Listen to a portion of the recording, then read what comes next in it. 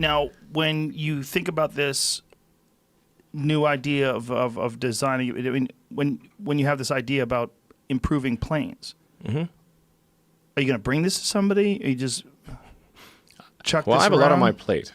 Right, that's what I'm saying.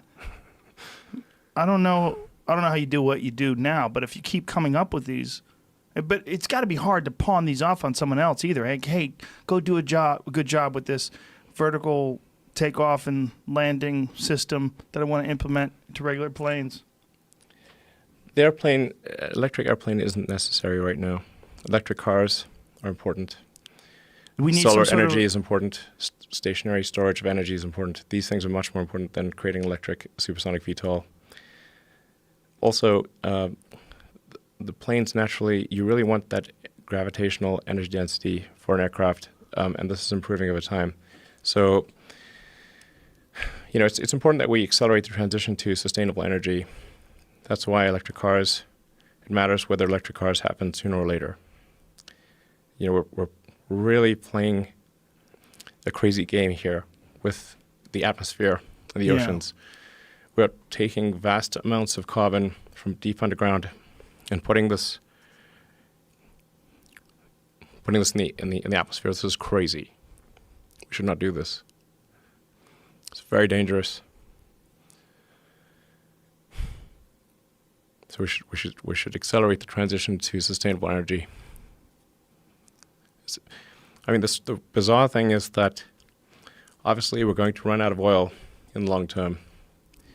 There's only so much oil we can mine and burn. It's tautological. We must have a sustainable energy transport and energy infrastructure in the long term. So we know that's the end point. We know that. So why run this crazy experiment where we take trillions of tons of carbon from underground and put it in the atmosphere and oceans? This is an insane experiment. It's the dumbest experiment in human history. Why are we doing this? It's crazy. Do you think this is a product of momentum, that we started off doing this when it was just a few engines, a few 100 million gallons of fuel over the whole world, not that big of a deal, and then slowly but surely over a century it got out of control?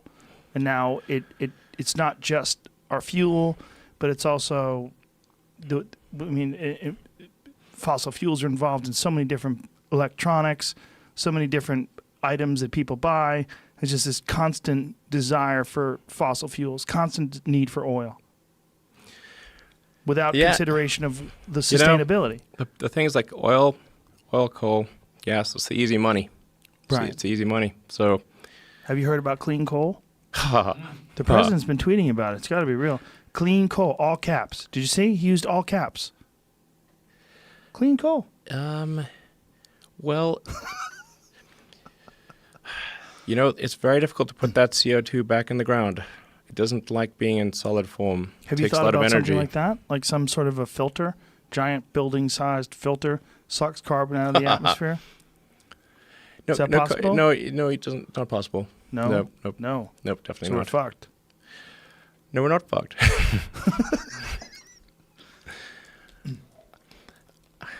This is quite a complex question. Right.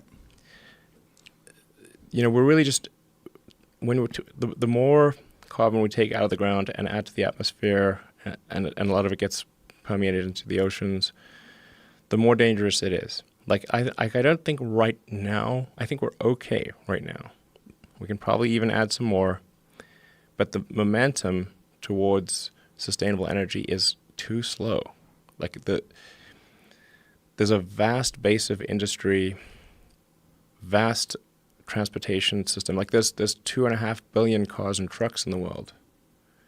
So and the new car and truck production, if it was 100% electric, that's only about 100 million per year. So it would take, if you could snap your fingers and instantly turn all cars and trucks electric, it would still take 25 years to change the transport base to electric. Makes sense, because how long does a car truck last before it goes into the junkyard and gets crushed? About 20 to 25 years. Is there a way to accelerate that process, like some sort of subsidies or some encouragement from the government financially? Well, the thing that is going on right now is that there's an inherent subsidy in any oil-burning device. Any power plant or car is fundamentally consuming the carbon capacity of the oceans and atmosphere, or just say atmosphere for short. So like you can say, like, okay, there's a certain probability of something bad happening past a certain carbon concentration in the atmosphere. And so there's some uncertain number where if we put too much carbon in the atmosphere, things overheat, oceans warm up, ice caps melt, ocean real estate becomes a lot less valuable, things are underwater. But it's not clear what that number is. But it's definitely, scientists would all, it's really quite, the scientific consensus is overwhelming. Overwhelming. I mean, I don't know any serious scientists, actually zero, literally zero, who don't think that, that we have quite a serious climate risk that we're facing. And so there's fundamentally a subsidy occurring with every fossil fuel burning thing: power plants, aircraft, car, frankly, even rockets. I mean, rockets use up, they burn fuel. But there's just, with rockets, there's just no other way to get to orbit, unfortunately. So it's the only way. But with cars, there's definitely a better way with electric cars. And to generate the energy, do so with photovoltaics, because we've got a giant thermonuclear reactor in the sky called the sun. It's great. It sort of shows up every day. Very reliable. So if you can generate energy from solar panels, store it with batteries, you can have energy 24 hours a day. And then you can, can send it to the poles or near to the north with high voltage lines. Also, the northern parts of the world tend to have a lot of hydropower as well.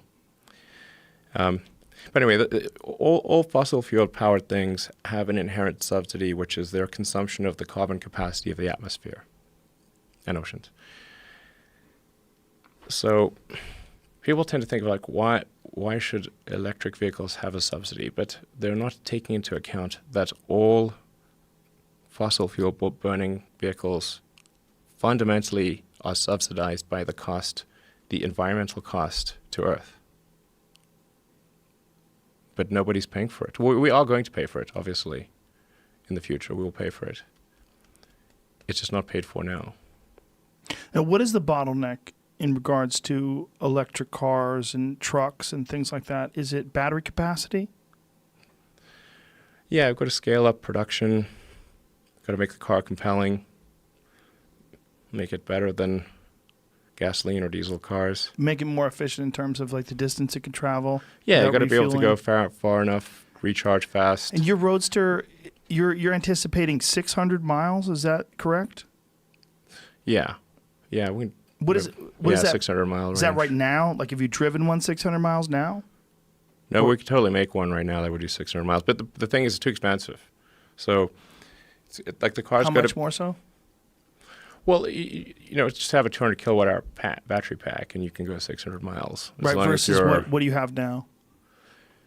330 mile range. But that's plenty for most mile people. Range. And what is that in terms of kilowatts? Well, that would be for Model S 100 kilowatt hour pack.